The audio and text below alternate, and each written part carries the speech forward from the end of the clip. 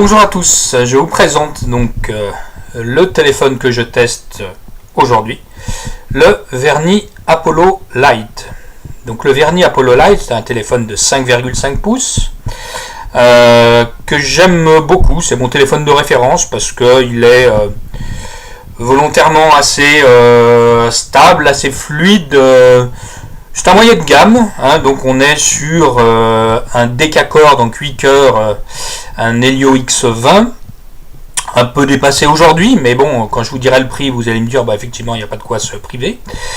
C'est donc avec une batterie de 3181 mAh, et on est aussi sur, on voit là-dessous, le chargeur qui est de l'USB type C. Ici on a les haut-parleurs, et puis sur le devant on a une LED de notification et la caméra pour faire les selfies de 5 mégapixels, et à l'arrière, qui est un téléphone assez classe, hein, on le voit, à l'arrière on est sur le capteur d'empreinte et la caméra de 16 mégapixels de chez Samsung. Voilà, donc ce que j'aime bien dans ce téléphone, c'est que déjà au niveau de l'affichage, il a un beau blanc. Ça c'est important parce que souvent c'est des... Là ça rend pas bien parce que c'est la caméra qui va le mettre un peu en jaune, mais souvent ils ont tendance à mettre j'allais dire des blancs qui tendent vers le jaune, et ça c'est pas spécialement ce que je préfère. Donc là c'est quand même un logiciel qui est assez réactif avec de belles balances de blanc. Voilà, alors quoi dire sur ce téléphone?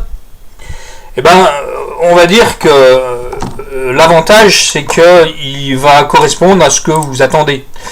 En gros, pour le prix, on a l'Android 6, donc ça, il n'y a pas de grosse surcouche.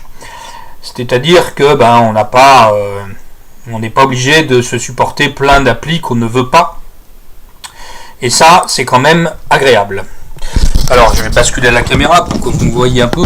C'est un peu mieux aussi. Le téléphone, c'est bien, mais me voir, c'est mieux. Alors, qu'est-ce qu'on peut dire de ce téléphone? Donc, c'est un téléphone avec 4 Go de RAM et 32 Go de ROM. Donc, ça veut dire que déjà, vous allez pouvoir tourner tous vos jeux, vos logiciels, pratiquement sans problème.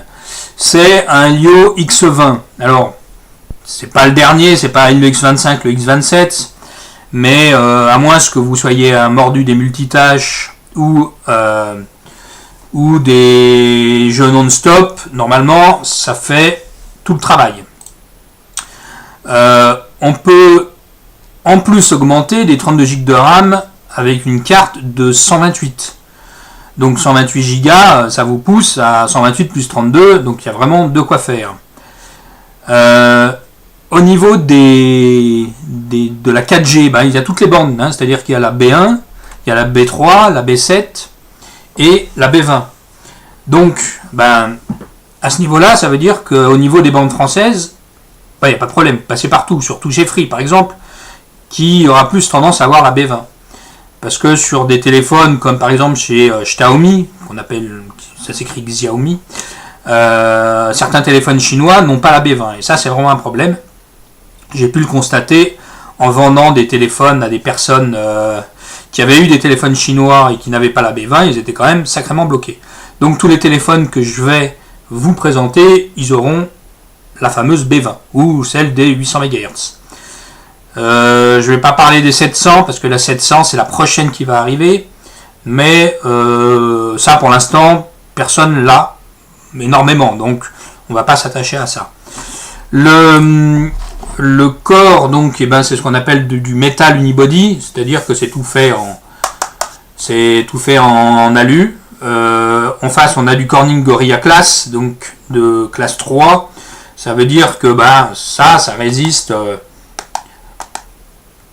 aux griffures, etc. Il n'y a pas besoin de mettre un film de protection. Alors pouvoir en mettre un film en verre, mais je trouve dommage qu'on a un beau téléphone de lui mettre un film de protection. C'est un peu dommage, vous le dénaturez votre téléphone. Au niveau du poids, il fait 175 grammes. Bon, c'est le poids d'un téléphone.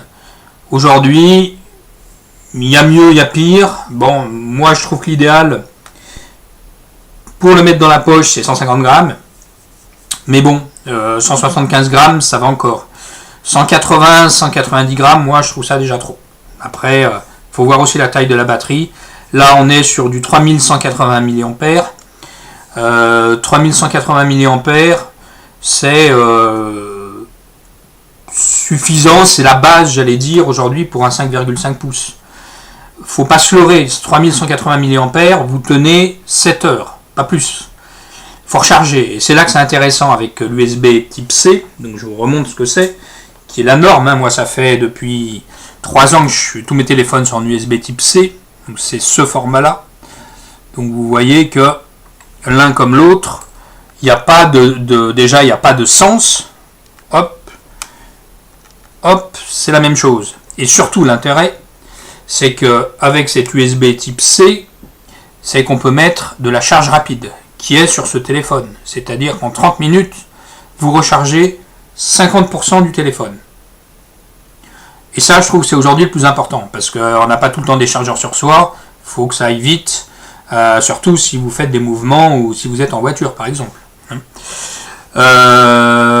Donc voilà, donc le poids, je vous l'ai dit, 175 grammes. L'autonomie, donc on est 7 heures, 3180 mAh.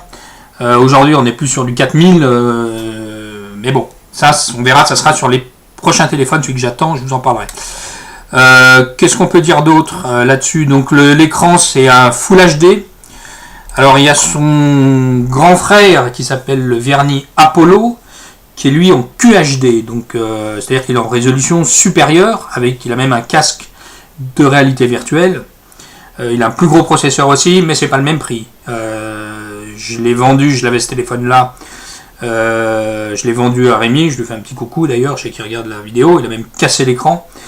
Mais là, on est sur des prix de 280 € hein, sur le Verni Apollo. Par contre, c'est vrai, c'est une belle de course. Il est plus lourd, il est sur les 180 grammes. Mais bon, il a une caméra derrière, c'est une des plus grosses que j'ai vues, c'est du 21 mégas. Là, on est sur du 16. On n'est pas là-dessus sur du double caméra, qui est la nouvelle tendance. On verra sur le prochain que j'aurai aussi, qui permet de faire des effets bokeh, c'est-à-dire qu'il y a du flou derrière, et puis devant, vous pouvez faire du zoom sur ce qu'il y a devant et flou derrière. Ça, c'est un peu la nouvelle tendance. On verra peu y arrive vraiment à faire vraiment quelque chose de joli. Ce qui est d'aujourd'hui, de l'actuel qui est là, ce qui était tendance, c'est le verrouillage avec le lecteur d'empreintes. Alors moi personnellement, je ne l'utilise pas parce que je passe pas mon temps à déverrouiller mes téléphones. Aujourd'hui, avant c'était un luxe, c'était que sur les hauts de gamme. Bon, aujourd'hui tout le monde l'a, donc voilà. Sachez qu'il y est, il est perfectible apparemment. Je suis mal placé puisque je le teste pas, mais je sais qu'il est un peu long à déverrouiller, c'est pas le mieux pour ça. La caméra qui est ici avec le double flash LED, 16 mégas de chez Samsung. Il y a son petit cousin qui est sorti là qui s'appelle le Verni Apollo X. Donc c'est sensiblement le même, il a une plus grosse batterie et un capteur de chez Sony, il vaut 20 € de plus. J'allais dire aujourd'hui prenez peut-être plus l'Apollo X, ça dépend, mais c'est sensiblement le même, hein, il est aussi sur un Helio X20.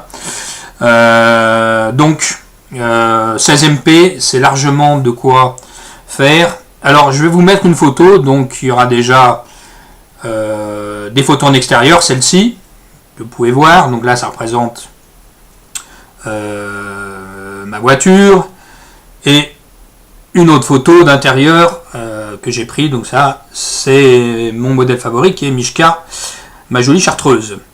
L'appareil photo il fait le job, il n'y a pas de problème, mais bon, c'est pas le mieux. Oubliez d'ailleurs les photos de nuit parce que c'est pas l'idéal. Donc, mais j'allais dire comme tous. Bon, voilà, l'appareil photo il est bien, on verra qu'il y a mieux. Mais bon, il fait quand même de la photo correcte. Je fais de la photo sans problème quand j'ai besoin. Avec celui-ci, ça me pose aucun problème. Donc voilà, donc toutes les bandes, ça je l'ai bien exprimé. Qu'est-ce qu'on peut lui reprocher? Ben, il chauffe un peu, voilà, moi c'est ce que je lui reproche, il a tendance un peu à chauffer dès que vous le chargez, voilà. Mais pour le prix, alors le prix, voilà, aujourd'hui vous l'avez à 120 €, donc 120 €, vraiment il fait le job, les haut-parleurs c'est bon, même s'il faut, bon, c'est un son un peu serré, mais voilà, c'est quand même assez fort, quoi. Pour les jeux, ben, c'est un Mali T800, donc c'est pas le meilleur, mais pour les petits jeux, ben, ça fera le job, il n'y a pas de problème aussi. La multitâche, ça fait aussi le boulot. Donc, bon, ben, il n'y a pas grand chose à lui reprocher, c'est pour moi, Verny c'est une nouvelle marque, elle essaye de faire du boulot convenable et je trouve qu'elle y réussit bien. Moi, Verny, c'est une des marques qui m'a le plus fait plaisir, on va dire, cette année, où j'ai testé plusieurs de leurs modèles et ils essayent de faire quand même des modèles qui sont assez bien, comme Midigi, le prochain, le Z1 Pro qui doit arriver. Voilà. Donc, on peut lui reprocher... bon, un peu ça manque de luminosité, mais vraiment parce que là je chipote, hein, c'est mon but, c'est de vous donner le plus et le moins.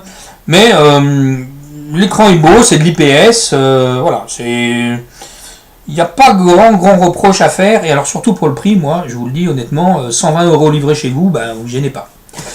Voilà, j'ai eu plusieurs questions, c'est avec plaisir que je vous y répondrai. On m'a demandé est-ce que j'allais vous expliquer comment marchait le téléphone. Bah non, parce que le téléphone c'est de l'Android, donc ben, l'Android c'est de l'Android, c'est comme si vous me demandiez comment marche Windows, ben ça je vous laisse apprendre comment marche de l'Android. C'était la première question. La deuxième question c'était est-ce que je vais tous les tester? Bah non, parce que je prends pas les plus chers déjà.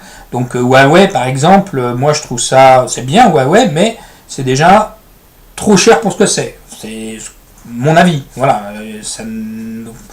En Chine vous allez trouver moins cher que Huawei. C'est vrai que Huawei débarque ici, on voit que, parce qu'il n'y a que pour l'instant qui sont arrivés, les produits sont bien, mais déjà je trouve ça honnêtement un peu cher pour ce que c'est, mais c'est quand même moins cher effectivement que les Samsung ou les iPhones à 1000 €. Là on est sur des prix de malade qui sont complètement injustifiés, puisque moi je vous proposerai toujours des smartphones maximum de 150 €, voilà, c'est le maximum que je mettrais moi dans un smartphone, et encore à ce prix-là j'aurais quand même une bête de course. Voilà.